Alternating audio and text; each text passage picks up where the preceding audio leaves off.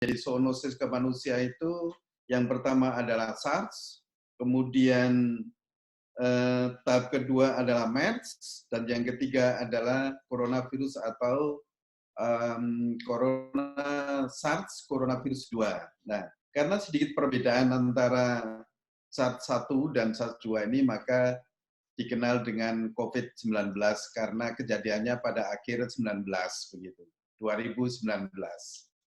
Baik, Bapak Ibu sekalian, bahwa kalau panjenengan melihat gambar sebelah kiri itu adalah memang model dari virus corona atau COVID-19. Pertama, ketika virus-virus ini bisa menginfeksi ke individu yang lain, itu adalah ada namanya spike protein itu, yang paling atas. Spike yang isinya glikoprotein inilah yang menempel pada reseptor pada manusia ataupun hewan di situ, selanjutnya virus masuk ke dalam sel dan akhirnya berkembang. Ya. Nah, coba kita lihat sekarang masuk ke pendahuluan. Bagaimana kira-kira global pandemi coronavirus COVID-19 ini saat ini sudah menyebar lebih dari 212 negara. Jadi bukan 196 negara lagi, tapi sudah 212 negara. Tercatat pagi ini, kejadian penyakit ini kalau paling besar progresnya adalah di Amerika Serikat.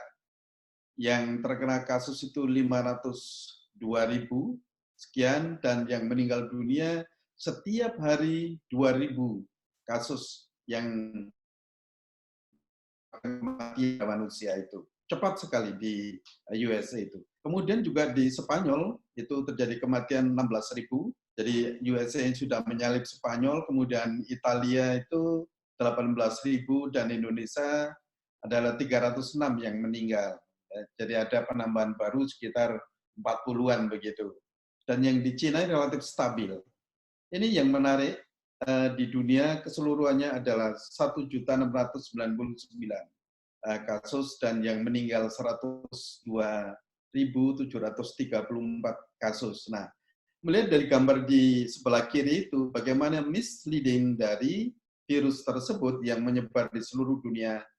Tidak ada negara yang kemungkinan tidak tertular. Jadi semua di sini, kalau dilihat dari gambar itu, Bapak Ibu sekalian, dimulai dari Cina sebenarnya, sebelah kanan itu, lalu kemudian ke Eropa, dan kemudian ke Amerika. Nah, kejadian ini jelas, dan kejadian ini sering terjadi kalau di dunia itu adalah pada saat musim-musim dingin, seperti pandemi flu, Spanish flu, itu juga demikian yang menyebabkan kematian 500.000 orang. Ya. Nah, bagaimana kira-kira di Indonesia? Di Indonesia sendiri sekarang hampir merata begitu, hampir merata lagi. Ya.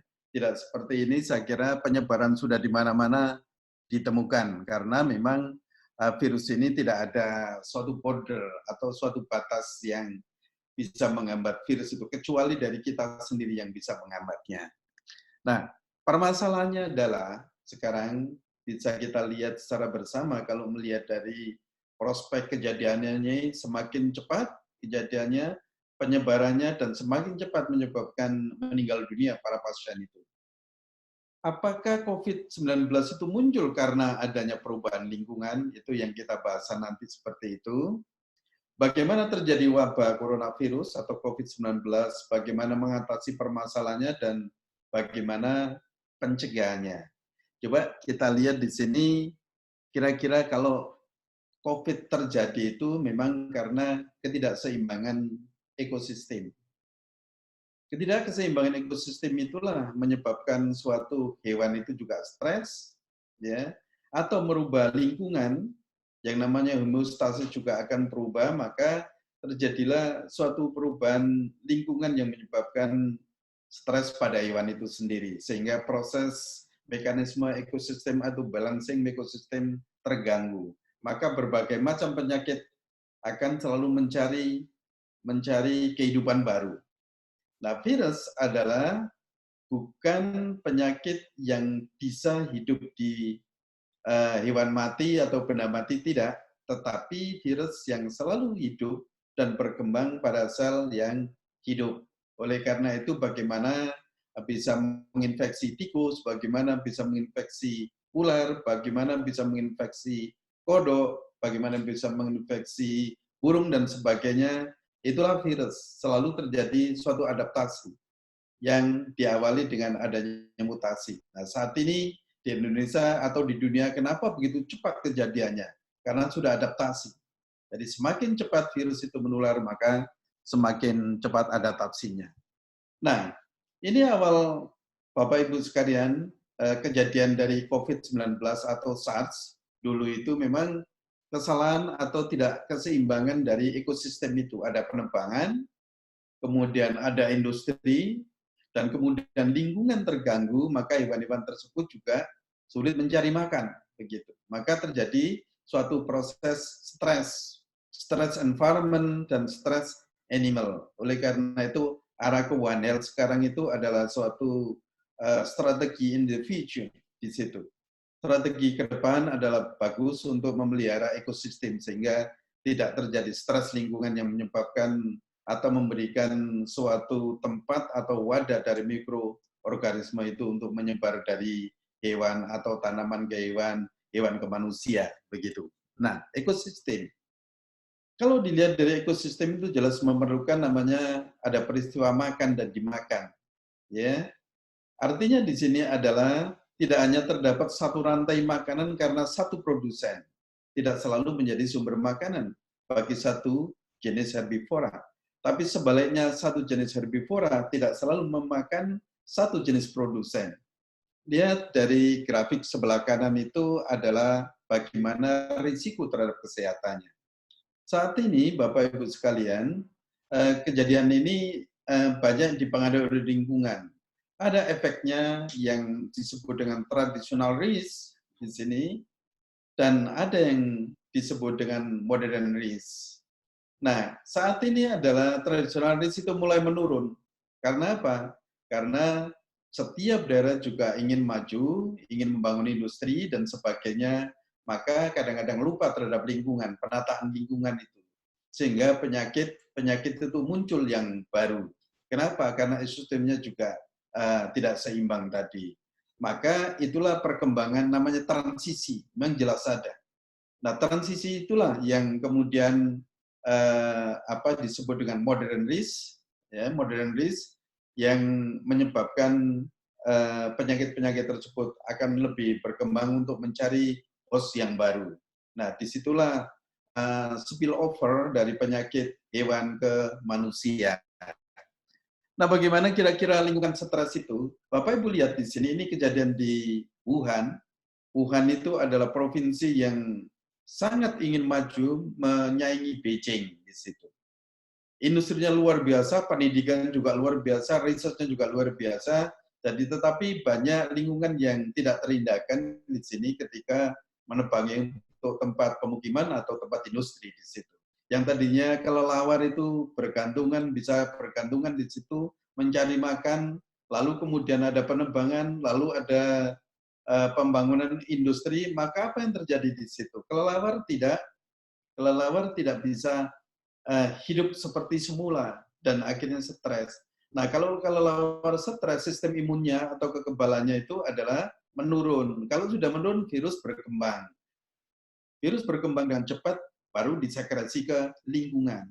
Nah, lingkungan itulah maka muncul banyak suatu penyakit yang bisa menular virus tersebut ke berbagai hewan, termasuk terenggiling, termasuk garangan atau musang atau babi atau ayam atau kuda dan sebagainya itu bisa tertulari dari virus corona ini. Ya.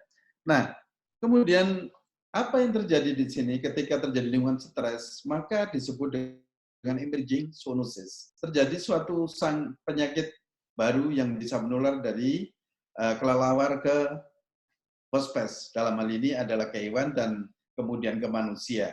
Nah, kenapa kok demikian? Lingkungan stres, hewannya stres, banyak mengandung mikroba yang patogen, maka disinilah penyebaran penyakit semakin cepat terjadi. Nah, penyakit emerging ini dan emerging itu 75% berasal dari hewan. Ya. Spesiesnya juga demikian, sebagai intermediate yang sering kontak dengan manusia, coronavirus ini adalah kelelawar yang interaksi dengan musang juga. Di sini di Wuhan itu adalah di wet market itu penjualan dari hewan liar, berasal dari hewan liar yang masih hidup di situ, dan biasanya juga ada AC-nya juga, mungkin ada kipas anginnya juga, maka disitulah awal terjadi suatu proses penularan kepada manusia. Oleh karena itu, hal ini sangat penting sekali untuk dipahami. Nah, kira-kira sirkulasi corona di animal dan human seperti apa? Bapak Ibu melihat dari situ kapan sebenarnya virus itu di drop zone ya dari urin atau feces atau saliva itu ke lingkungan di sini. Ketika terjadi lingkungan stres tadi di sini ini, maka coronavirus ini bisa mengontaminasi lingkungan dan lingkungan akan kontak langsung mulai dari hewan sampai pada ikan, burung, dan sebagainya. Coronavirus itu ada 4 genus yang namanya alpha coronavirus, dan ada beta coronavirus, dan gamma coronavirus, serta delta coronavirus. Apa yang paling penting di sini bagi kita semua sebagai penyebab pandemi COVID-19 adalah kelompok virus yang beta coronavirus.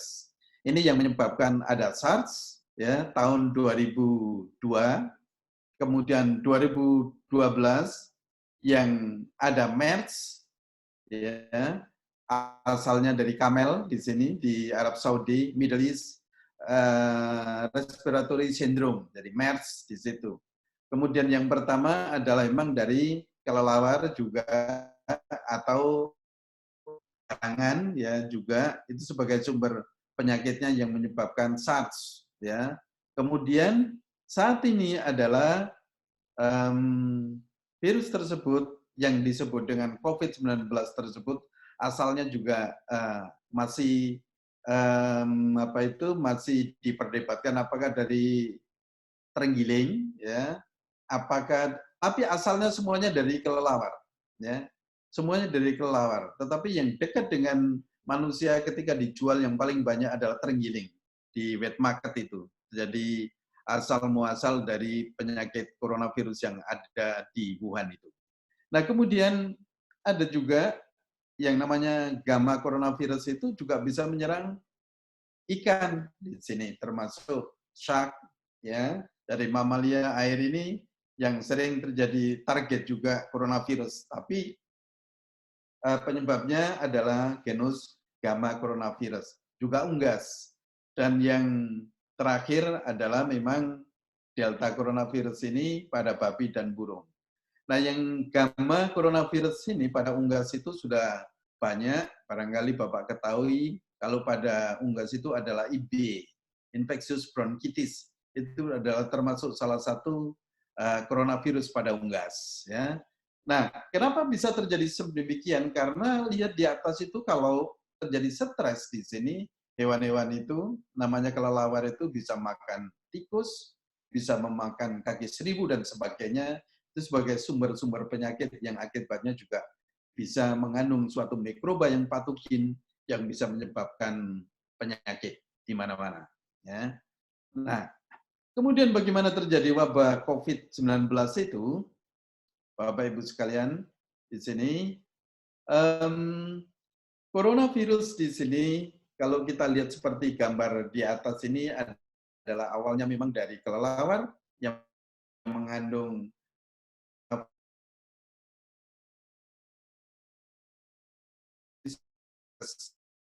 kebanyakan itu tentu sehingga juga semakin meningkat, sistem imun dari kelelawar ini juga menurun. Dan disinilah sumber-sumber, kalau kita lihat SARS, coronavirus itu pada sifat,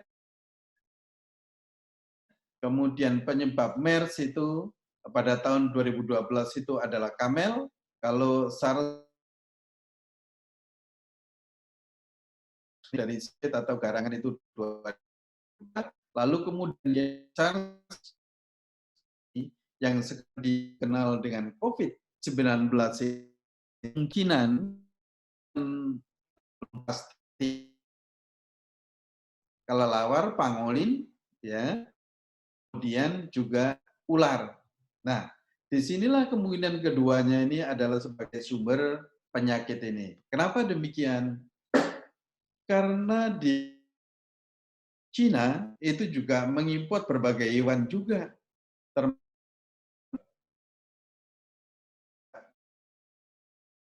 Di timur itu ada yang mengekspor ular 1 ton per minggu ke Hong Kong juga. Makanya di Hong Kong itu juga banyak sering terjadi sama seperti flu burung itu adalah dari waterfall.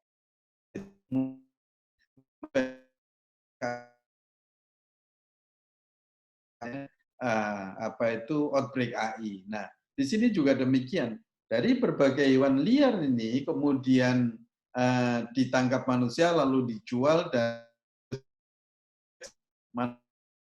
manusia ini bisa mengisi 3. Tetapi saat ini satu manusia yang terinfeksi itu kemungkinan bisa menginfeksi lebih dari 5 orang. Kenapa demikian? Karena virus sudah adapted dan sangat mudah orang lain. Oleh karena itu penting. Disinilah kira-kira saya cerita di Wuhan. Pertama di Wuhan di sini memang proses perubahan yang sangat ekstrem terhadap kemajuan negara-negara Cina itu dengan mendirikan industri yang luar biasa di situ. Nah, akibatnya lingkungan stres, apa yang terjadi di sini? Maka banyak hewan-hewan liar, maka di sini adalah kelelawar. Nah, kelelawar inilah yang menyebarkan penyakit ke lingkungan yang kemudian menular kepada beberapa hewan, termasuk ada babi, ada garangan, ada kamel, kemudian baru ke manusia. Nah, sumbernya dari mana sebenarnya? Sumber awalnya jelas dari kelelawar, tetapi di sini di lingkungan ketemu juga karena ada ular, ya, yang sebelah kanan itu bisa juga sebagai sumber COVID-19 itu, yang kemudian dari ular dipreparasi untuk dimasak, lalu dimakan dalam persiapan itu yang menjadi masalah. Bukan makan yang sudah dimasak, tetapi ketika terjadi proses preparasi bahan tersebut untuk dimasak, disitulah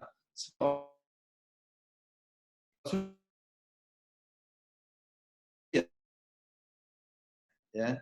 Tetapi proses masalah di sini. Itulah yang barangkali. Nah, oleh karena itu hal ini kita harus memberikan suatu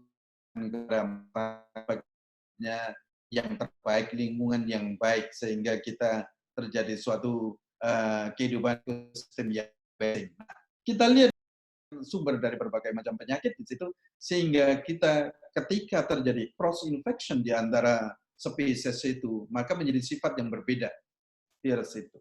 Nah, oleh karena itu di sini lingkungan di mana memberikan kesempatan hewan tersebut untuk bisa makan ya di lingkungan itu maka tidak terjadi stres dan tidak akan terjadi moving ke daerah-daerah pemukiman di situ. Nah, disinilah kalau kita lihat bagaimana spesies sebagai sumber penyakit COVID ini di alam. Nah, kemudian kalau kita lihat di sini, Bapak Ibu sekalian, genus yang kita sebut tadi ada alpha, ada beta, ada gamma, dan delta di sini. Kalau gamma itu ada infectious bronchitis, nah disinilah yang beta itu adalah SARS, coronavirus, ada EMA, ada MERS, coronavirus juga di sini. Ini adalah suatu genus yang sangat labil atau hipervariabel sehingga terjadi suatu mutasi yang sangat mudah sekali. Jika terjadi lingkungan mikro yang berubah, maka sifat ini juga akan berubah. Ya. Nah, apa akibatnya jika terjadi suatu perubahan dan hewan itu stres, maka terjadi amplifikasi virus. Amplifikasi virus ini sering terjadi di intermediate host phase. Dalam hal ini adalah memang banyak terjadi evolusi patogen di intermediate host phase tadi. Ya. Intermediate host phase dalam hal ini adalah bukan kelelawar tetapi hewan-hewan tadi yang tertular seperti babi, kemudian musang, kemudian ada terenggiling, kemudian ada ular dan sebagainya. Di situ adalah suatu intermediate dari hospes. Dan disitulah terjadi evolusi patogen itu. Nah, kapan terjadi evolusi tergantung dari lingkungan mikro di hospesnya itu sendiri. Kalau dia tidak stres, maka tidak apa-apa. Karena sistem imunnya juga terjaga. Kalau stres terjadi perubahan, maka akan merubah gen yang akan masuk ke dalam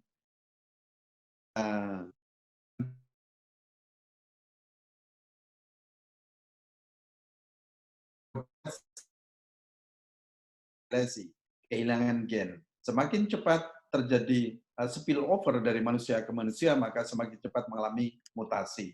Nah, kita lihat di sini beberapa hewan dan manusia terinfeksi, juga saya kira timbulnya adalah memang berasal dari kelelawar yang mengandung virus, bed stress di sini, kemudian ke lingkungan, dan lingkungan akan menulari ke berbagai macam hewan di sini termasuk pada manusia.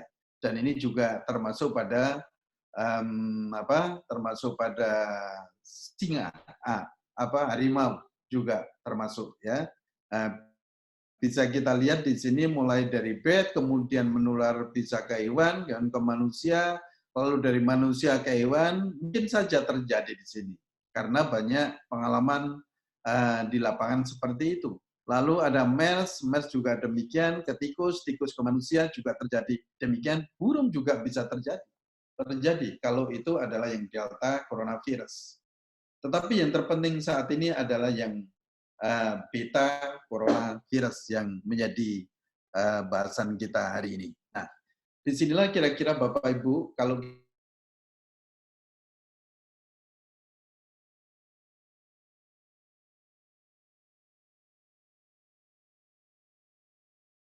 manusia itu tergantung juga namanya virus loading.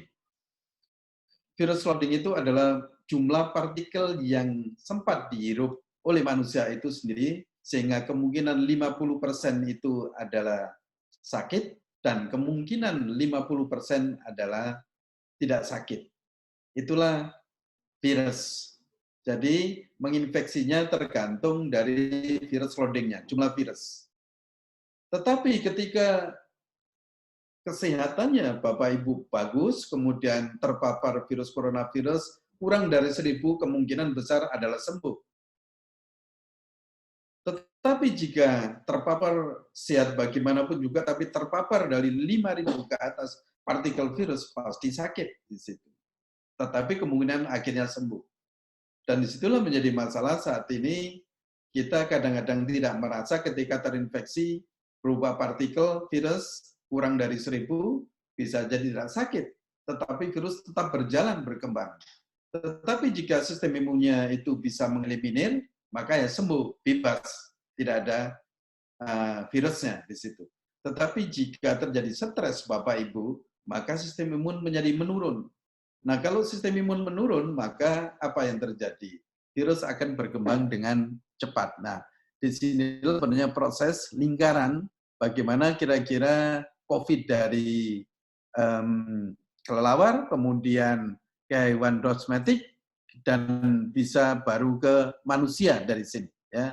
Jadi ini host faktor ini banyak sekali yang mempengaruhi, termasuk di sini adalah reseptornya di sini. Ya.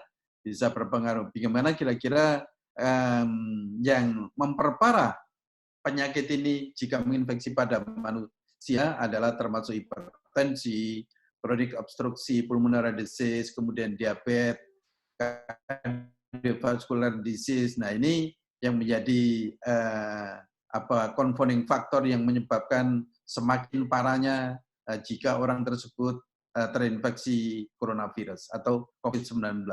Ada lagi di sini, apalagi di sini terjadi komplikasi menjadi berat, maka bisa terjadi kesusahan bernafas, septic shock di sini, metabolic acidosis dan sebagainya di sini.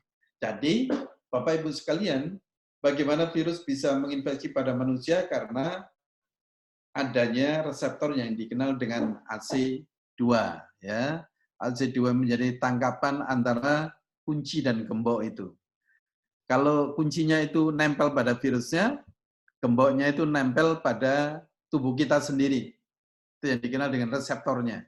Kalau pas persis ya, AC2 itu adalah angiotensin converse enzyme 2. Di sini adalah memang reseptor yang bisa menangkap berikatan dengan virus itu.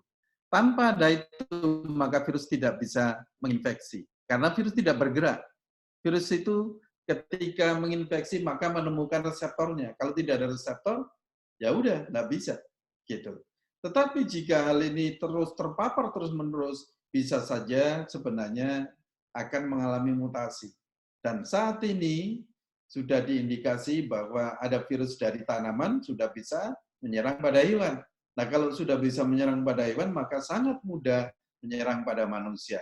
Disinilah proses lingkungan kenapa harus betul-betul diperhatikan suatu ekosistem itu. Baik. Nah, selanjutnya di sini kalau kita lihat kronologis kejadian COVID-19 pada manusia ini memang ada mulai dari Desember tanggal 31 Desember 2019 ini ada laporan memang di sini juga kemudian dilanjutkan adanya kasus yang menyerang pada Menteri Kesehatan Thailand dan Jepang itu. Ternyata keduanya juga terinfeksi coronavirus ketika keduanya setelah mengunjungi Wuhan dan pulang maka dia terindikasi bahwa kena virus corona. Disinilah setelah itu maka terjadi suatu penyebaran yang luar biasa karena terjadi traveling yang luar biasa pada saat itu. Kita lihat di mana-mana ada turis dari Cina itu, ya. Di mana-mana juga ada turis dari Amerika banyak sekali. Kenapa kira-kira Amerika juga begitu cepat juga? Kenapa juga orang-orang Eropa termasuk Italia, Spanyol juga begitu cepat? Itu adalah tempat-tempat memang jadi turis, traveling di situ. Banyak yang mengandung penyakit ini yang tidak tahu bahwa dirinya adalah sehat, tetapi mengandung virus corona. Sehingga sangat mudah menyebarkan ke tempat satu dan tempat yang lainnya. Ya. Nah, kemudian menelusuri sumber COVID ini memang ada beberapa macam yang pada manusia SARS-3 dan SARS-4 ini secara kekerabatan. Tetapi yang lebih bisa kita pahami adalah di sini ternyata SARS yang berasal dari ini yang hijau nomor 1 itu dari PETS, kemudian yang kedua adalah CIVET di situ, yang merah itu, yang biru itu adalah bisa menginfeksi pada manusia. Nah, inilah di sini saling berinteraksi, di sini terjadi penginfeksian virus itu. Tetapi kalau kita lihat seperti ini, Bapak Ibu sekalian, yang lingkaran merah di atas itu, yang merah ini adalah menyerang pada manusia, dari hewan yang bisa menyerang pada manusia, yang merah ini, yang biru ini adalah dari kelelawar, dan yang agak kekuningan dari pangolin, dan kemudian yang hijau adalah dari civet. Tetapi ingat di bagian SARS-CoV-2 ini. Ternyata di sini virus ini berasal dari kelelawar yang menyerang pada manusia ini. Ini tidak bisa dipungkiri bahwa sumber penyakit ini adalah berasal dari kelelawar.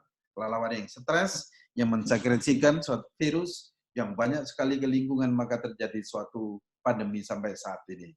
Yang bawah ini mungkin session lain nanti akan kita berikan lagi di situ ya, terlalu jauh. Nah, identifikasi COVID tadi Bapak Ibu sekalian, di sini ada spesies virusnya itu ada MERS, SARS, dan SARS-2 ini memang satu kelompok di sini yang ternyata kalau kita lihat MERS, SARS, SARS-2 ini adalah memang terjadi suatu evolusi di alam yang memakan waktu kurang lebih 8-9 tahun terjadi perubahan. Karena evolusi virus itu biasanya 3,5 sampai 5 tahun. Selalu terjadi, selalu terjadi. Mungkin di daerah tersebut, di daerah Wuhan itu, suatu saat akan terjadi muncul kembali yang disebut dengan COVID-19 itu. Ya. Dan itu suatu proses alami, ya, proses alami dari mikroorganisme. Nah, kita lihat agen penyebabnya apa sih sebenarnya? Agen penyebabnya adalah beta coronavirus berdiameter ukurannya adalah 80-90 nanometer, single stranded RNA. Ini intinya, Bapak Ibu sekalian. hidupnya adalah di dalam sel, perbanyakan di dalam sitoplasma karena virus RNA, dan targetnya adalah epitel reseptornya adalah AC2, ya, yang berkaitan dengan spike protein itu, yang terdiri dari glikoprotein. Nah, gejalanya ringan sampai berat, yang diawali seperti flu, lalu bersin, karena kerukan sel epitel dan faktor inflamasi, keradangan berlebihan, dan sekresi interferon yang berlebihan, maka dikenal juga badai sitokin. Karena sel epitel yang terinfeksi itu menghasilkan interleukin, sel imun yang datang ke tempat itu juga menghasilkan interleukin, maka dapat menyebabkan penyumbatan saluran pernapasan sehingga susah bernapas. Itu kalau sudah berat seperti ini, tidak ada vaksin sampai saat ini. Sekarang masih mencari. Nah, kapan sebenarnya sering terjadi wabah dari coronavirus ini? Kita lihat di bawah ini, sebelah kiri ini adalah pada saat winter itu sering terjadi wabah atau outbreak kecil dari coronavirus. Ya. Kenapa demikian? Karena target dari virus-virus tersebut ketika musim dingin biasanya sistem imunnya lemah karena sudah kedinginan, kecapean, ya, perlu energi yang tinggi sekali, nutrisi yang tinggi sekali, tetapi jika hal itu tidak terpenuhi maka terjadi atau mudah terinfeksi. Nah, sebelah kanan ini beberapa hari setelah infeksi bisa kita lihat gambarnya. Jadi virus berkembang 1-2 hari mulai memperbanyak diri, 3 hari, 4 hari peaknya bisa saja. Tetapi ini virus terjadi perbanyakan tergantung dari kondisi orang yang terinfeksi. Jika orangnya sangat sehat, kemungkinan masih belum terjadi perbanyakan, maka itulah biasanya menimbulkan namanya asimptomatis. Karena masih inkubasinya tidak beberapa hari, tetapi sampai 14 bahkan sampai 28 hari. Ya, oleh karena itu Bapak Ibu diinginkan adalah selalu menjaga kesehatan, minuman yang cukup, minum vitamin yang cukup juga sehingga bisa mengeliminir sel-sel imun yang bisa mengeliminir virus itu. Nah, kemudian ada kekebalan yang non spesifik yang disebut dengan interferon. Di sini ini diproduksi setelah terjadi perbanyakan virus interferon dan barulah muncul namanya antibodi yang sekarang rapid test itu dikenal dengan imunoglobulin M dan imunoglobulin G, ya. Itulah yang digunakan untuk seleksi pasien saat ini di Indonesia untuk menentukan bahwa orang tersebut pernah terinfeksi, virusnya sudah tidak ada, orang tersebut pernah terinfeksi, virusnya masih ada, oleh karena itu masih dikonfirmasi dengan namanya PCR. Itu alat-alat untuk mendeteksi DNA, sedangkan yang antibodi ini biasanya deteksi untuk kekebalannya, tingkat kekebalannya. Ya. Nah, bagaimana kira-kira transmisinya? Kontak langsung, bisa droplet atau discharge saat batuk. Oleh karena itu, kenapa Bapak Ibu diminta menggunakan masker? Walaupun maskeran, tapi tangan Bapak Ibu juga tidak sering dicuci, ketika terkombinasi memegang di meja dan sebagainya, bisa saja terjadi spillover, terjadi penularan di situ mulai melalui ciuman juga, misalnya di situ. Kalau luar negeri banyak akhirnya juga terjadi suatu proses penularan juga seperti kucing terjadi itu di Belgia, kemudian harimau di Amerika itu karena memang itu tertular dari penjaganya yang kena coronavirus. Nah, orang tersebut juga dilarang berkumpul lebih dari 10 sampai 20 orang dengan jarak 1 sampai 1,8 meter, tetapi yang paling aman adalah 2 meter, ya. Kurang disiplin dalam kebersihan di ruang ber-AC dapat meningkatkan penularan 2 sampai 3 kali lipat. Nah, kenapa kira-kira virus ini terjadi suatu pandemi? Pandemi adalah suatu penyakit yang bisa tertular dengan cepat ke seluruh benua dan seluruh negara. Makanya disebut dengan pandemi. Nah, kenapa kok bisa begitu? Satu dengan yang lain ketika dari sumber penyakit itu terbang melalui penerbangan melalui pesawat, kemudian di dalam pesawat juga melalui batuk, maka udara di dalam pesawat itu akan terjadi suatu siklus yang saling menghirup. disitulah sebenarnya pesawat itu adalah sebagai sumber penularan yang sangat-sangat potensial dari negara satu ke negara lain. Di Indonesia contohnya, awalnya bukan virus coronavirus di Indonesia, bukan, tetapi virus pendatang. Ya. Pendatang kenapa? Karena orang yang datang dari luar negeri datang ke Jakarta, atau turis yang datang ke Bali. Nah, disitulah kemudian terjadi suatu proses penularan penyakit itu dari keluarganya, kemudian menyebar ke daerah di mana banyak orang itu terjadi perkumpulan dan sebagainya, maka itulah kesempatan untuk menyebar ke seluruh dunia dan seluruh negara dan dunia itu. Nah, dari sini memang sangat penting menjaga, makanya harus hati-hati jika naik pesawat yang ber-AC, naik bis yang demikian, ya, naik kereta yang berhasil juga sangat sangat riskan dalam penyebaran suatu penyakit.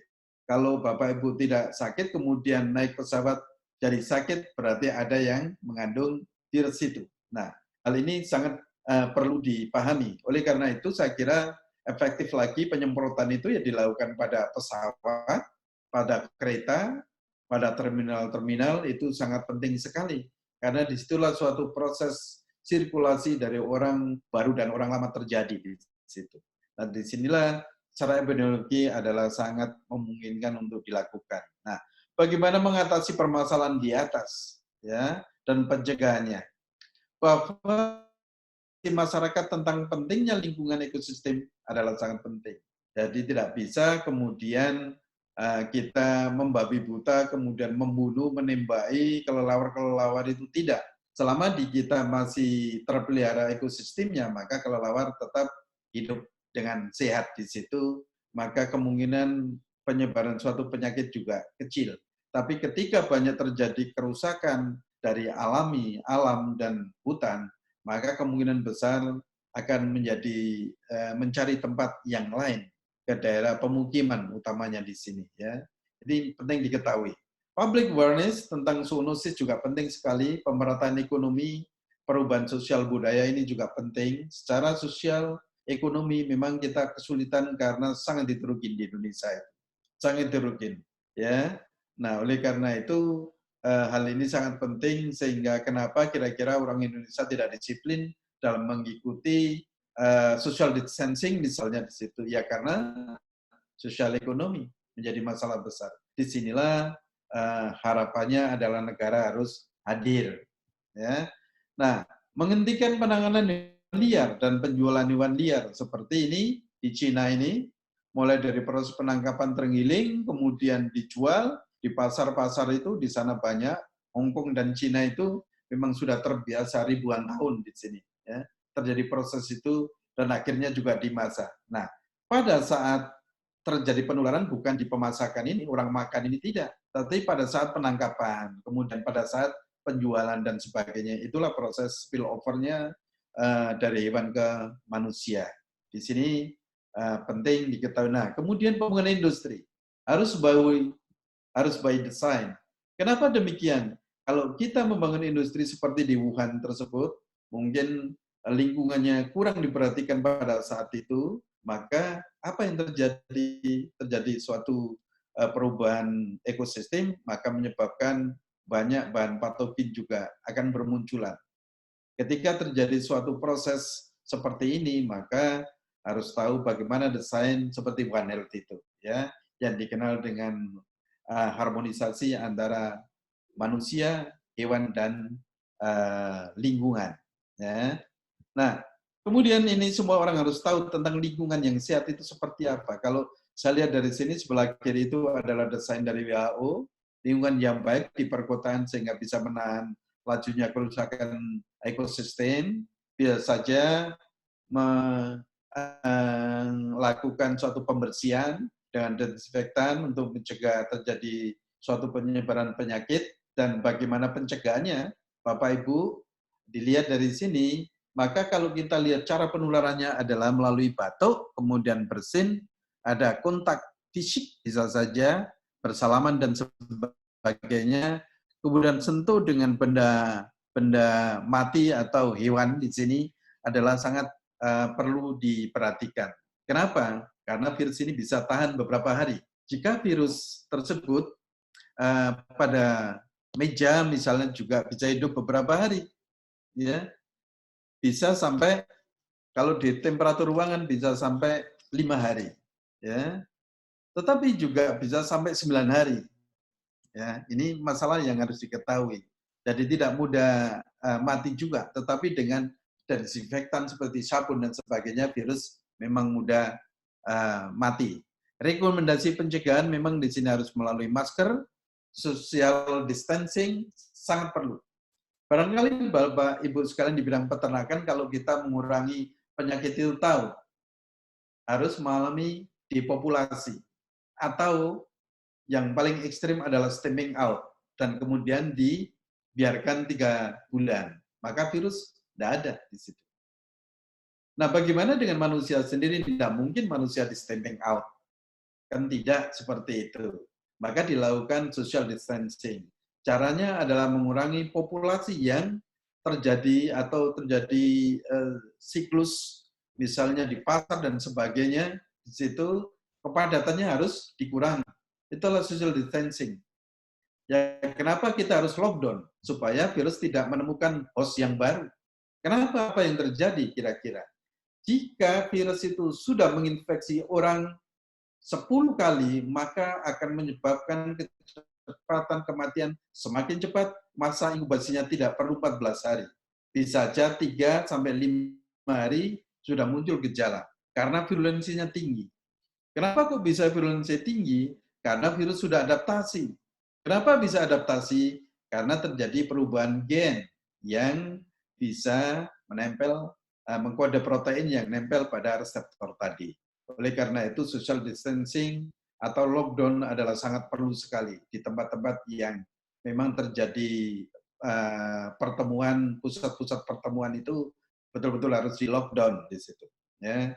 Ini contohnya kalau saya analogikan dengan peternakan tadi itu. Kalau peternakan dibunuh semua, kalau kita membuat social distancing. Ya. Baik. Nah, kemudian Bapak Ibu sekalian, masyarakat harus tahu tentang coronavirus di lingkungan.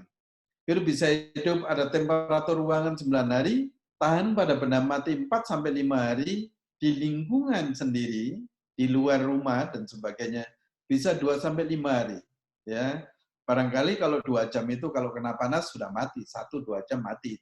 Tetapi kalau terjadi hujan seperti ini terus-menerus ya bisa 5 hari. Makanya kenapa harus disemprot di jalan-jalan itu. Tetapi tidak seluruh jalan yang menurut saya kira daerah-daerah tempat yang ramai itulah yang kira-kira orang bisa bersih di situ, orang kadang-kadang meludah, kadang-kadang di situ, orang batuk di situ, sehingga udaranya juga penuh dengan penyakit. Ya. Temperatur pada 4 derajat 9 derajat Celcius bisa 28 hari. Disitulah kira-kira Eropa kenapa menjadi sangat penting terhadap penyakit ini, pengendalian penyakit ini. Di Wuhan juga demikian, awalnya juga mulai musim dingin. Dan sampai sekarang juga masih dingin, maka negara-negara yang masih dingin ini adalah negara yang masih menanggung risiko yang paling besar tingkat kematiannya. Seperti di Amerika itu setiap 24 jam 2.000 manusia yang meninggal dunia. Ya. Ini menjadi sangat penting sekali. Kenapa demikian? Karena virus ini sudah menyebar berarti virus itu sudah menginfeksi satu orang ke orang lain lebih dari 5 kali. Lebih dari 5 kali. Begitu. Tetapi jika awal-awal di Cina masih lama, 14 hari sampai 28 hari. Karena apa? Karena virus belum adaptasi di manusia. Ya, jadi proses kematiannya juga tidak begitu cepat. Tetapi juga seandainya di sana terjadi penginfeksiannya lebih dari 5 ke atas, 1-10 kali, maka virus sudah adaptasi. Ya, jadi ini hal yang harus diketahui. Oleh karena itu, kenapa kita harus disiplin dengan aturan, mengikuti aturan yang ada di Indonesia. Kita ikuti. Nah, kemudian mengembangi lingkungan yang tidak stres tadi. Jadi penanaman reboisasi jelas ini ke depan, yang jauh ke depan nanti seperti ini. Kenapa kira-kira Bapak Ibu sekalian? Karena kelelawar bisa menularkan ke manusia itu tidak hanya virus coronavirus. Ada lagi namanya Ebola virus, ada namanya Marburg virus, ada namanya hantavirus, ada namanya Hendra virus, dan ada namanya Nipah virus. Banyak dari hewan yang bisa menular manusia. Ya, hal inilah yang kita jaga supaya tidak terjadi penularan atau tidak terjadi selalu ada penyakit-penyakit baru yang bisa menular pada manusia. Jika lingkungan itu kita pelihara, maka tidak akan terjadi seperti itu. Ya. Nah, penyakit yang dibawa adalah kelompok penyakit yang berat, mempunyai potensial menjadi pandemi. Ya. Kenapa demikian? Karena memang hewan liar memakan semua bahan yang ada di alam bisa dimakan, ya. Tetapi jika buah-buah banyak, maka kelelawar tidak akan memakan tikus. Pasti dia memakan buah-buahan juga, walaupun ada kelompok etnis, bukan etnis apa itu, kelompok spesies dari kelelawar itu ada yang memakan hewan begitu. Tapi ternyata coronavirus tidak hanya membedakan pemakan pemakan buah atau pemakan hewan. Semua bisa terinfeksi terhadap coronavirus. Sehingga kelelawar ini menjadi sumber yang sangat potensial sekali. Nah, kita ketahui kapan hospes respon tersebut terpapar patogen, termasuk dari COVID tadi. Ketika kelelawar di sini banyak mengeluarkan virus ke alam di bawahnya pohon itu, kemudian banyak hewan yang ke sini mencari makan, maka disitulah proses terjadi penularan dari alam ke hewan-hewan itu. Dari apa kira-kira? Dari feces atau dari urin, kelelawar tersebut yang mengontaminasi lingkungan, rumput, dan sebagainya, maka akan sangat bisa mudah menular ke hewan yang lain. Nah, di sini masyarakat harus sadar manfaat social distancing. Kalau melihat dari sini adalah sangat tidak begitu baik melihat social distancing tidak berlaku di sini. Karena begitu padatnya manusia di sini yang sangat memungkinkan kontak satu dengan yang lainnya dan terjadi penularan droplet. Ya, droplet ini ada ukuran kecil, ukuran besar. Kalau ukuran kecil tidak hanya 2 meter, 5 meter, 10 meter bisa. Makanya di Spanyol itu sudah ditenggarai apartemen. Orang tidak keluar, tetapi apartemennya jendelanya dibuka, kemudian batuk, di situ terhempas oleh angin, maka menular ke apartemen yang lain. Nah, ini adalah penting bagi juga yang pekerja medis seperti Kiri ini adalah suatu syarat utama jika bekerja dengan virus atau pasien, maka harus menggunakan pakaian yang spesifik, ya spesifik anti virus, artinya bisa menahan virus, bukan antivirus, tapi bisa menahan menempelnya virus. Baju ini didesain biasanya kalau nempel lalu jatuh debu itu. Ya. Nah, tetapi barangkali tetap masih harus hati-hati karena partikel air yang mengandung virus itu kecil, kemudian dia bisa melayang-layang di udara juga bisa agak cukup lama. Apalagi di negara-negara yang subtropis itu, kalau musim dingin itu partikel air yang mengambang di udara itu sangat lama. Ya, oleh karena itu sangat mudah sekali menular dari satu orang ke orang yang lainnya. Kesimpulan di sini adalah kesehatan lingkungan, keseimbangan ekosistem menjadi sangat penting diperhatikan, ya. Kemudian kita harus tahu juga sebagai saintis, maka bahwa emerging disease itu 75% berasal dari hewan. Lingkungan keseimbangan ekosistem dijadikan early warning sebenarnya. Ya. Dalam hal ini kenapa kok bisa digunakan? Karena memang kalau lingkungan rusak maka akan terjadi suatu saat akan terjadi suatu penyakit yang baru. Ya. Wabah COVID-19 ini disebabkan oleh beta coronavirus, ya, intraseluler hidupnya dan kemudian bisa mati dengan desinfektan dan detergen, belum ada obat dan vaksin, dapat dicegah dengan sistem imun yang baik, makanan yang sehat, pengaktifan sel imun, menjaga kebersihan, melakukan social distancing yang baik juga. Ini yang harus kita patuhi, Bapak Ibu sekalian. Kemudian mengurangi stres lingkungan, jelas, mengurangi urbanisasi dan kepadatan kelelawar itu, ya, saling menularkan penyakit, menjaga habitat kelelawar menjadi sangat penting supaya tidak stres. Nah, hal ini penting. Nah, bagi kita sendiri tentu apa itu tinggal di rumah adalah hal yang terbaik untuk saat ini karena di Indonesia sekarang sudah ditenggarai. Sudah ditenggarai masa inkubasi tidak 14 hari lagi, tetapi sudah 5-6 hari lagi di Indonesia. Artinya virus yang menular ke yang lain itu adalah sudah pernah menular pada manusia. Nah ini sangat cepat sekali terjadi penularan. Oleh karena itu, stay at home adalah safe for your life. Itu adalah sangat penting sekali. Nah, social distancing di sini kita lihat Bapak Ibu sekalian, sebenarnya bagaimana kita mengurangi perkumpulan yang banyak, lalu kita split menjadi beberapa orang saja pertemuan itu, sehingga kita ya tidak akan itu. Dan kalau virus itu menemukan hostnya yang diinfeksi, maka mudah-mudahan virus itu pasti mati di situ. Nah kalau sudah mati pasti kasus-kasus ini bisa berkurang, ya bisa berkurang. Makanya pertemuan di masjid juga dikurangi, pertemuan di gereja juga dikurangi, ya pertemuan meeting-meeting juga harus dikurangi, tapi semuanya sekarang menggunakan online, ya menggunakan online. Nah, disinilah Bapak Ibu yang terakhir saya kira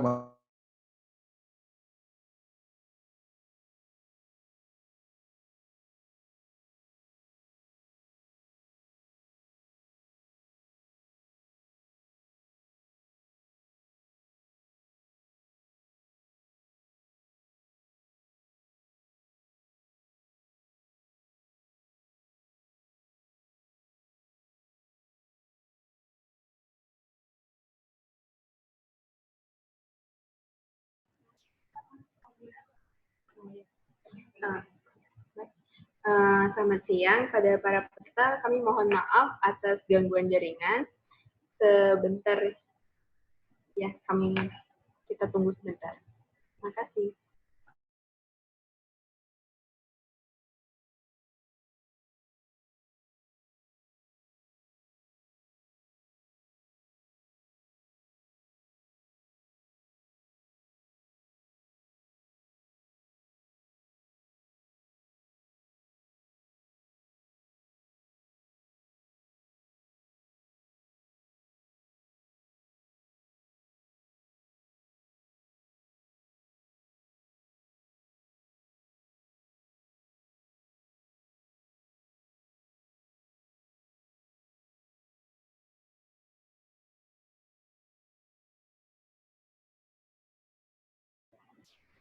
Ya, sambil menunggu Prof. Edi, kita akan coba nanti untuk sesi tanya jawab atau diskusinya itu akan menggunakan menu raise hand.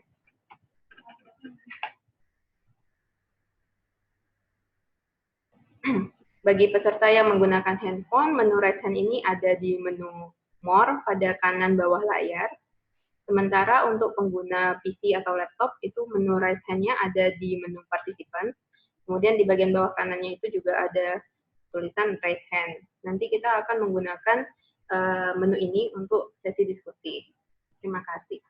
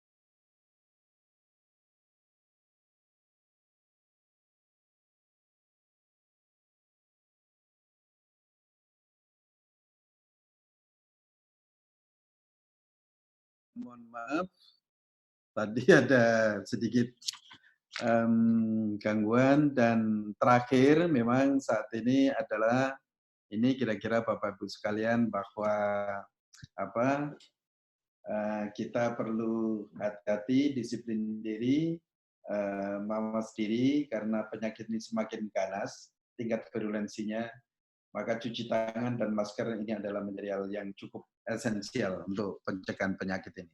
Saya kira demikian Bapak Ibu sekalian dan kita barangkali bisa diskusi bersama.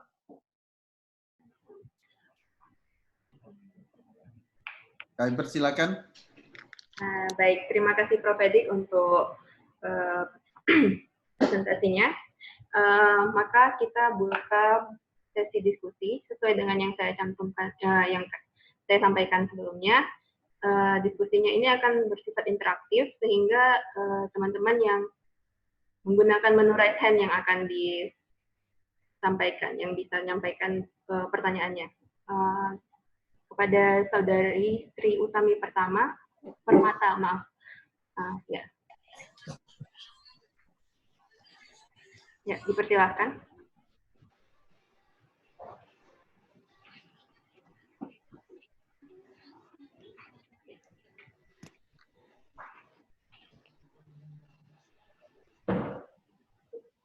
Assalamualaikum warahmatullahi wabarakatuh dan selamat siang. Selamat siang. Iya, baik. Berdasarkan penjelasan dari Prof. Edika tadi, saya membaca beberapa kemungkinan penanganan untuk pandemi COVID-19 ini, diantaranya dengan metode herd immunity. Adakah keterkaitan dengan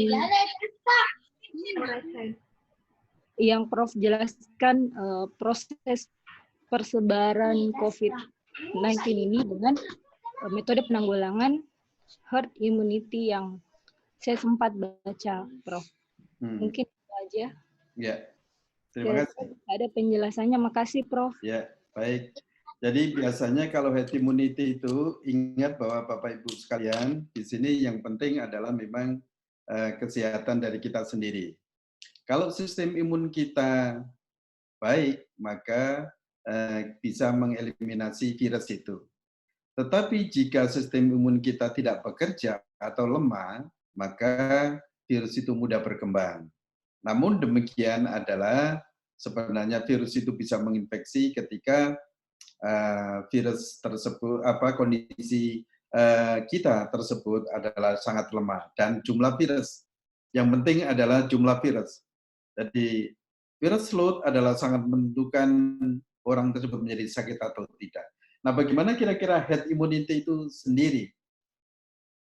Herd immunity kebanyakan adalah memang digunakan untuk terapi sebenarnya menggunakan beberapa bahan yang diambil biasanya juga dari manusia yang sudah terinfeksi lalu sembuh. Maka diambil plasmanya. Juga bisa digunakan untuk terapi itu. Yang kedua adalah kita menggunakan imunostimulator tadi itu. Imunostimulator itu apa? Ya vitamin itu. Sehingga apa? Sel-selnya menjadi aktif. Dan kalau sel aktif itu menjadi suatu tentara di depan, maka bisa mengeliminasi virus itu jika masuk ke dalam tubuh. Intinya adalah bagaimana menumbuhkan kekebalan di dalam tubuh kita. Jadi herd immunity juga bagus, tetapi masih tergantung saja dari jumlah virus itu. Pada saat ini memang banyak yang dilakukan adalah kalau di Eropa mulai, bukan sudah banyak, tetapi baru mulai mencari pasien yang sembuh dari penyakit itu, diambil plasmanya karena mengandung memori yang bisa memproduksi itulah sakit berat itu ya. Disitulah proses bagaimana terapi terhadap infeksi COVID-19 ya. Tetapi sekali lagi pencegahan adalah lebih baik. Jangan mengharap terapi adalah lebih baik tidak, pencegahan adalah lebih baik. Bagaimana caranya? Ya, seperti tadi saya katakan bahwa sistem imun kita tetap aktifkan dengan meminum vitamin, makanan yang baik, nutrisi cukup, sering cuci tangan, kemudian cuci muka juga karena dari mata juga bisa tertular. Menular virus ini bisa menular melalui mata juga. Oleh karena itu sering cuci mata juga cukup baik begitu. Selain sistem imun yang kita jaga. Begitu ya, Bu Permata. Ya, terima kasih Ya, pada Prof. Edik baik. dan pada yang partisipan yang ingin berdiskusi, dipersilahkan untuk menggunakan menu right hand, di mana bagi pengguna handphone itu menu tersebut ada pada menu more, pada kanan bawah layar, dan yang pengguna PC atau laptop itu ada di menu partisipan, lalu di kanan bawahnya setelah itu ada menu right hand.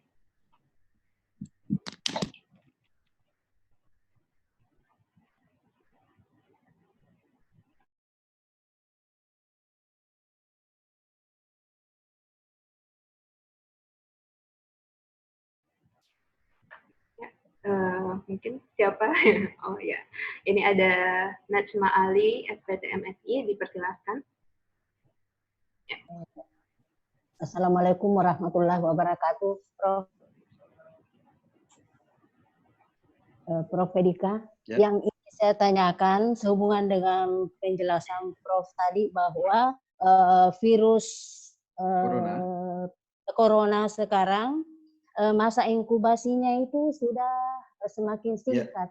Itu bisa sampai 5 sampai 6 hari. Ya. Yang ingin saya tanyakan Prof, misalnya orang yang sudah pernah terjangkit corona, apakah kemungkinan masih bisa kembali terjangkit seperti itu dengan melihat daripada sistem inkubasi daripada coronavirus tadinya semakin semakin ganas begitu barangkali. Ya, baik. Bagus pertanyaannya. Jadi virus corona ini atau COVID-19 ini ketika menginfeksi pada manusia bisa menimbulkan kekebalan 1 tahunan, ya, lebih dari 1 tahun atau mungkin kurang. Nah, kurangnya itu adalah karena apa kira-kira? Karena jumlah antigen yang masuk. Kalau jumlah antigen yang masuk itu cukup, maka antibodi yang diinduksi adalah cukup banyak dan menghasilkan memori untuk produksi antibodi spesifik COVID-19 ini juga cukup banyak. Tetapi jika virus yang masuk itu sedikit, mungkin saja imunoglobulin L saja, kemudian IgG-nya rendah, lalu sembuh sudah. Nah, sekarang apakah bisa terkena lagi? Ada 2 macam tadi. Kalau titernya tetap tinggi, maka tidak akan terkena titer antibodinya. Tetapi jika titer antibodinya sangat rendah, maka mungkin saja bisa terjadi kena lagi. Oleh karena itu, kenapa sebenarnya inkubasinya seharusnya adalah di sini range-nya 1 sampai 14 hari.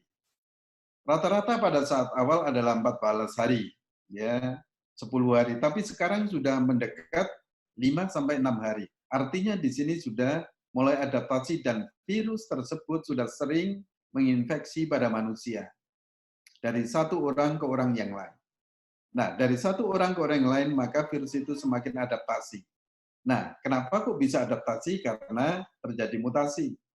Mutasinya di mana gen penggoda spike protein, disitulah. Sehingga dia sangat cepat sekali menempel pada sel, lalu bisa berkembang biak di dalam sel. Itulah gambaran umumnya. Jadi singkatnya sebenarnya kalau orang terinfeksi COVID-19 dan kemudian sembuh, jika titernya tinggi, maka tidak akan terjadi kena lagi. Tetapi jika rendah, kemungkinan bisa terkena lagi. Begitu. Halo? Halo? Ya, Prof. Ya, baik. Ya. Baik, terima kasih kepada Prof. Edik untuk jawabannya dan terima kasih kepada Ibu Najma Ali untuk pertanyaannya. Selanjutnya saya terima dari Setiawan Putrasyah. Dipersilahkan.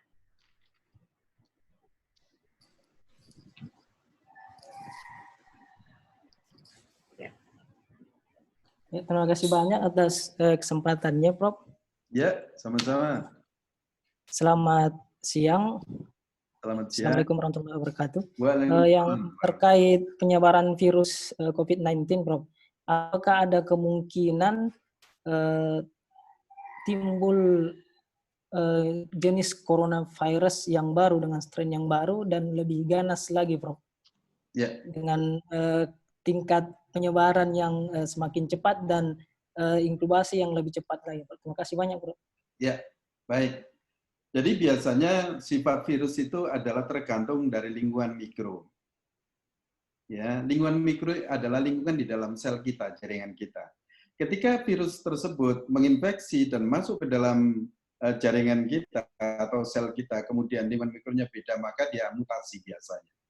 Mutasinya di mana susunan gen yang menggoda virus itu, menggoda protein-protein yang attachment tadi. Yang penting dalam hal ini adalah spike protein dan E protein. Disitulah terjadi insersi atau delesi, atau terjadi point mutation atau random mutation. It's possible, ya, possible. Tetapi dari sejarah apa yang terjadi, SARS, kemudian 8 tahun lagi menjadi MERS muncul, kemudian 9 tahun lagi COVID-19 ini adalah kemungkinan besar untuk menimbulkan atau menciptakan suatu virus baru, termasuk COVID-19 ini ada yang baru, mungkin saja terjadi varian yang baru, tetapi bukan dalam waktu dekat ini. Bukan. Suatu saat pasti terjadi biasanya begitu. Maka evolusi ini pasti terjadi ketika lingkungan berubah, lingkungan dalam tubuh kita sendiri. Nah, ini saat ini terjadi suatu percepatan dari masa inkubasi ini karena memang adaptasi dari virus itu sendiri. Ya, strainnya tetap sama karena 80-90% nukleotida yang menggoda protein virus itu masih sama homologinya. Homologinya masih 90-an begitu ya. Jadi belum terjadi perubahan yang luar biasa. Tetapi ada beberapa poin di situ nukleotida yang merubah sifat asam aminonya sehingga merubah sifat virus tadi, maka protein yang attachment pada reseptor itu juga sedikit kemungkinan berubah. Tetapi disinilah yang menyebabkan virus menjadi fleksibel. Yang tadinya agak sulit berkembang, sekarang lebih cepat berkembang karena sudah biasa dan adaptasi itu namanya. Oleh karena itu kalau virus ini sudah menginfeksi 5-10 orang, maka biasanya semakin cepat. Semakin cepat. Sama dengan kalau Mas Setiawan kira-kira yang tadinya misalnya ke Singapura pertama kali pasti tola-toleh dulu. Ini kemana dulu kita harus berjalan ke tengah kota, kan begitu. Begitu sudah 5 kali, 10 kali, enggak usah lihat ke sana kemari, jalan sudah sampai, sudah ketemu, kan begitu. Itu adalah istilah analoginya seperti itu, ya. Analoginya seperti itu. Sama dengan virus. Ketika sudah terbiasa, lingkungan terbiasa dan adaptasi, maka virus itu tidak perlu waktu yang lama. Secara in vitro, yang tadinya virus itu 6 hari di laboratorium itu ya, kalau kita sudah pasase sampai 10, maka 24 jam hancur semua selnya. Itu kira-kira Mas Setiawan. Halo. Terima kasih banyak, Bro. Baik, baik. Ya, terima kasih kepada Prof. Edik dan terima kasih kepada Mas Setiawan. Mungkin untuk penanya terakhir, apabila ada, silakan klik menu raise hand-nya. Ya, kepada Irfan Muhammad, saya persilakan.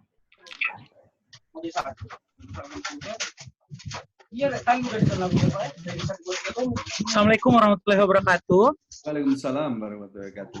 Mohon maaf, Prof, kami dalam proses pengawasan kompleks untuk pencegahan COVID-19, jadi kondisinya agak kurang bersahabat.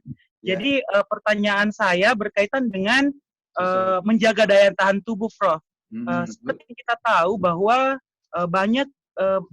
saat sekarang ini sangat banyak vitamin ataupun obat-obatan yang dikonsumsi oleh masyarakat pada umumnya.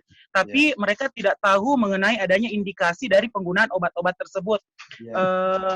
Menurut Prof, kira-kira apa yang harus kami konsumsi sehingga kondisi daya tahan tubuh kami ini bisa tetap stabil, senantiasa stabil dan terjaga kesehatan kami, karena bisa dikatakan bahwa ketakutan kami ketika mengkonsumsi dalam jangka waktu yang panjang untuk obat-obatan tertentu atau vitamin-vitamin tertentu itu akan menyebabkan malah sebaliknya, Prof.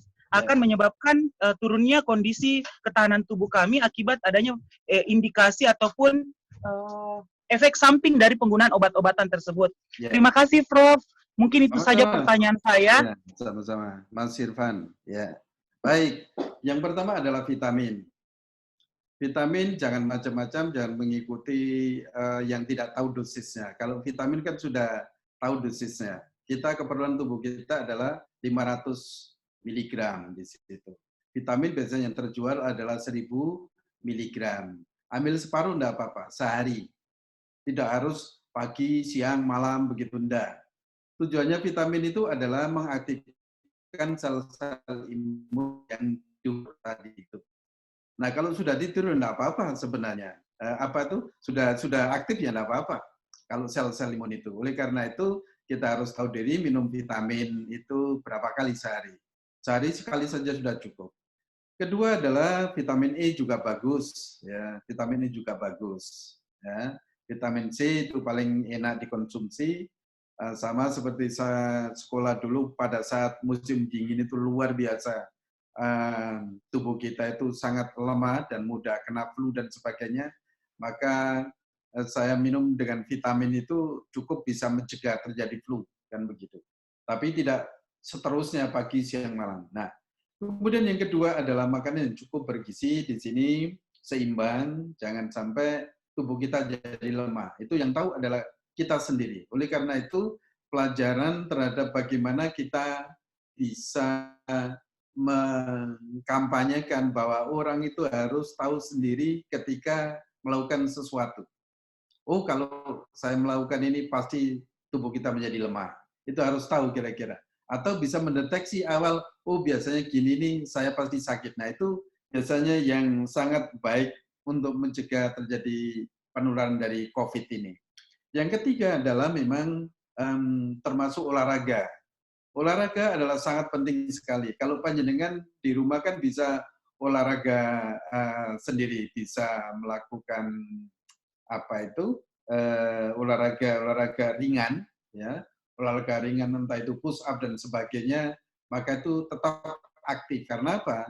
Karena dengan olahraga yang tidak berlebihan itu justru mengaktifkan sel-sel imun yang tidur, begitu. Dan jangan lupa bahwa stem cell itu menjadi aktif kembali. Nah, kalau stem cell menjadi aktif, maka stem cell akan bergerak ke tempat injury. Kalau tempat injury stem cell datang, maka bisa merepair jaringan tersebut atau sel tersebut. Jadi ingat, olahraga adalah saya kira utama. Kalau panjenengan olahraga terus bagus, tanpa vitamin saya kira sudah termaintain di situ. Nah, dan kemudian yang terakhir adalah kalau minum obat tradisional, saya tidak begitu menyarankan karena kita tidak tahu dosis. Obat tradisional belum ada dosisnya, yang permanen tidak ada. Yang diekstraksi juga komposisinya juga tidak ada. Kebanyakan adalah crude di situ, herbal itu. Oleh karena itu, kami selalu menyarankan yang vitamin tersebut, terutama vitamin C, yang antioksidan itu adalah cukup baik. Jangan menggunakan berbagai macam obat, kemudian semuanya diminum, gitu. Tidak. Ya. Dan kemudian paling akhir adalah kebersihan. Kebersihan ini penting. Kapan, ketika kemanapun, kalau Mas Irfan ke tempat mall, begitu banyak pengunjungnya, begitu saya kira sekarang sedang tutup juga ya. Setelah menekan lift, menekan pintu, memegang meja yang indikasinya banyak dipegang orang-orang, begitu di situ, maka memang hand wash di situ adalah sangat penting sekali ya. Atau desinfektan untuk tangan kita sendiri, hand sanitizer itu adalah penting. Sekarang kan banyak kecil-kecil itu. Nah, itu bisa dibawa kemana kemari, ke sana kemari ya. Ini adalah untuk menjaga dan kita bisa memaintain diri kita sendiri. Begitu, Mas Irfan. Ya. Halo, terima kasih kepada Prof. Edi untuk jawabannya. Mungkin ini pertanyaan paling terakhir ya, Prof. Mohon dari Daniel Esa, dipersilakan. Baik, Assalamualaikum warahmatullahi wabarakatuh. Prof, selamat siang. Ya, saya Muhammad Daniel, sebenarnya nama di akunnya agak beda, jadi. Baik, Prof, ini saya mungkin akan ajukan pertanyaan yang berkaitan dengan kita sebagai akademisi untuk mengedukasi masyarakat. Yang pertama, Prof, ini sekarang lagi booming juga ini. Kita baca di beberapa artikel berita soal penolakan jenazah. Nah, soal penolakan jenazah pasien COVID, Prof. Nah, itu kan menurut saya baca sih di beberapa artikel juga bahwa itu masyarakat masih agak bingung juga, Prof. Apakah memang ada kemungkinan penularan dari jenazah yang sudah yang berdasarkan undang-undang sudah dipulasarakan sesuai dengan pemulasarannya sudah sesuai dengan undang-undang, tapi masyarakat masih khawatir. Nah, saya kira kita butuh penjelasan juga, Prof. Apakah memang ada kemungkinan penularan dari jenazah yang meskipun dia sudah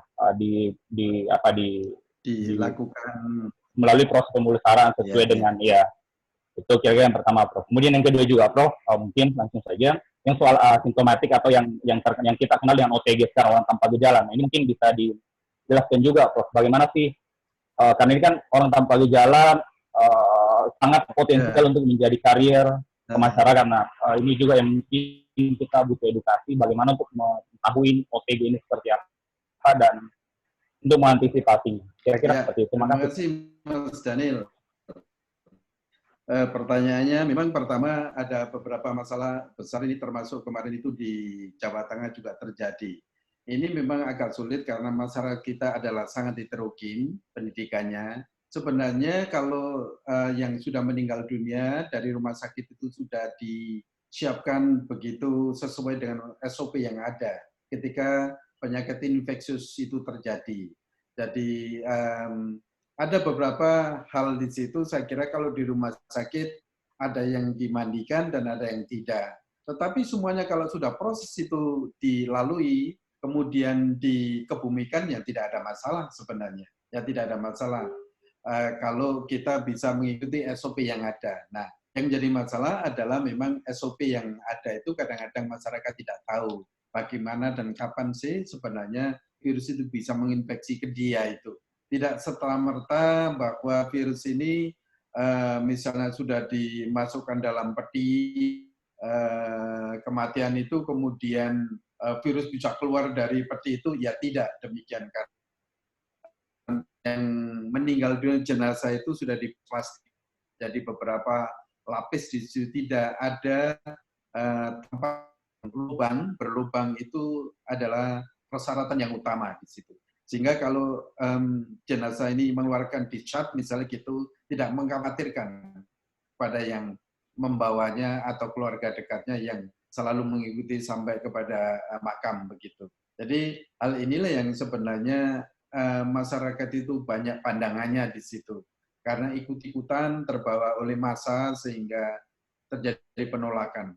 Tetapi secara virologis adalah tidak begitu. Secara virologis tidak. Dari saintisnya adalah tidak bisa karena sudah terbungkus sesuai dengan SOP persyaratan bagaimana ketika penyakit yang sangat menular itu dengan kematian seorang dan kemudian jenazahnya dikafani dengan cara seperti apa, itu sudah jelas SOP-nya.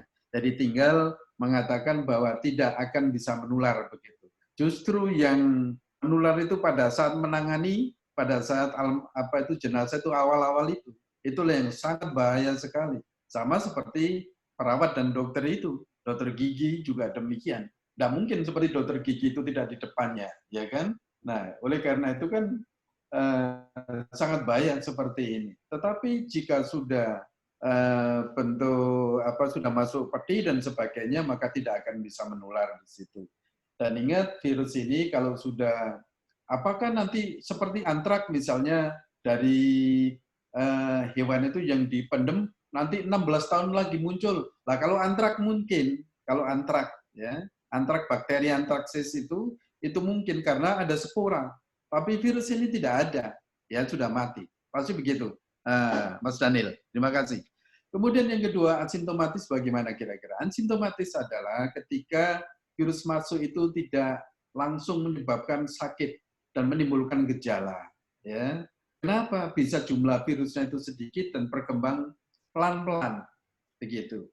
Berkembang pelan-pelan, sistem imun kita juga akan mengeliminir juga di situ. Maka perlu waktu, virus perlu waktu. Dan biasanya yang asimptomatis kadang-kadang adalah sebagian besar biasanya yang masih muda-muda dan sistem imunnya baik, sehingga mempunyai kemampuan mengeliminasi virus itu dan memakan waktu. Tetapi eliminasinya itu tidak serta-merta langsung hilang, masih ada. Itulah yang dikatakan asimptomatis, yang masih mengandung virus coronavirus, ya, masih mengandung virus corona. Dan ketika terjadi suatu catching di situ atau bersin misalnya begitu atau batuk dan sebagainya, masih saja bisa mengeluarkan virus itu. Dan yang ketiga adalah virus ini perkembangannya mungkin sampai pada paring, tidak sampai pada paru-paru di situ. Nah, disinilah tugas dari sel-sel imun tadi mengeliminasi virus tidak sampai berkembang cepat dan simptomnya juga tidak muncul seperti pada saat virus yang sudah berkembang mencapai puncaknya. Ya, virus ini kan satu sel itu bisa 800 sel. 3 mm jaringan itu 2/7 sel. Nah, tinggal ngalikan 800 kali 2/7 itu berapa juta kira-kira virus yang bisa diproduksi itu. Oleh karena itu kan sistem imun ini berpacu dengan perkembangan virus itu. Nah, kalau sistem imunnya bagus bisa mengeliminasi terus, tetapi virusnya masih ada, maka itu timbul asimptomatis. Nah, kadang-kadang asimptomatis ini makanya kalau rapid test positif. Positif apa? Antibodinya pasti terbentuk di situ, IgM sama IgG-nya. Terutama IgM-nya pasti tinggi pada saat asimptomatis itu, ya. PCR jelas positif di situ. Tetapi kadang-kadang di sini adalah IgM-nya IgG-nya negatif, IgM-nya negatif, PCR-nya positif, bisa saja terjadi. Itu namanya window infection. Nah, window infection inilah kadang-kadang yang kemudian mengikuti perkembangan virus itu bisa adaptasi memerlukan waktu, dan di sini sistem imunnya juga bisa mengeliminir, maka virus itu tumbuh tetapi tidak banyak begitu. Tidak banyak yang bisa menyebabkan kerusakan sel yang berlebihan, maka tidak terjadi cytokine storm dan akhirnya orang ini juga tidak terlihat sesak nafas begitu karena tidak ada penyumbatan dan sebagainya. Itulah kira-kira korelasinya antara virus dan sistem imun pada orang itu dan asimptomatis. Begitu Pak Daniel. Halo? Baik, terima kasih Prof. Edik untuk jawabannya. Baik, saya mohon maaf kepada peserta yang sudah raise hand karena sesi kita sudah hampir berakhir, maka saya tutup. Mohon maaf apabila ada kesalahan dalam kata-kata. Saya berterima kasih kepada Indohun, kepada Fakultas Peternakan dan Perikanan Universitas Sulawesi Barat, kepada Profesor Fedik Abdul Rantam yang sudah menjadi narasumber pada hari ini, dan kepada para peserta yang telah join pada sesi ini. Ya. Pak Dekan dan Wakil Dekan, saya mengucapkan terima kasih atas sharing ilmu ini, dan suatu saat nanti kita bisa ketemu lagi lewat online begitu kira-kira. Terima kasih semuanya. Saya akhiri, akhirul kalam. Wassalamualaikum warahmatullahi wabarakatuh. Terima kasih kepada Prof. Edik. Ya. Saya sekali lagi mohon maaf apabila ada kesalahan. Untuk link e-sertifikat sudah saya sampaikan pada menu chat untuk bisa di-copy terlebih dahulu dan diisi, sehingga nanti kami bisa memberikan e-sertifikat melalui email.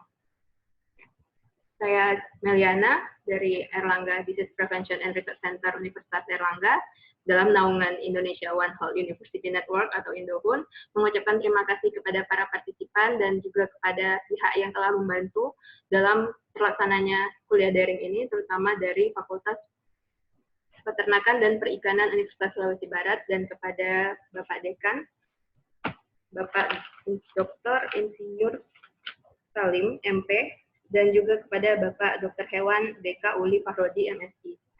Saya ucapkan terima kasih, selamat siang, stay at home, stay safe. Terima kasih.